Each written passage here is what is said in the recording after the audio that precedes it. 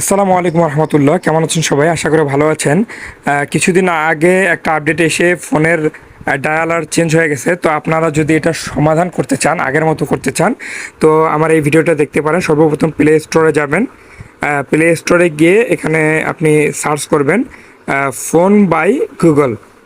Phone by Google search করা মাত্রই একটা অ্যাপস আসবে।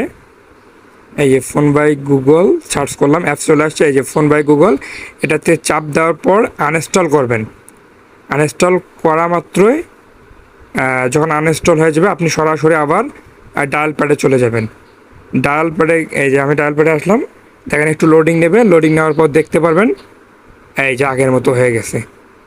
হ্যাঁ, এখন আমি আবার ওই নাম্বারটাতে কল দিয়ে দেখাচ্ছি। এই দেখেন সেম আগের মতো হয়ে গেছে। তো আপনারা চাইলে এটা করতে পারেন। ভিডিওটা লাইক কমেন্ট শেয়ার করবেন। আসসালামু আলাইকুম রহমতুল্লাহ।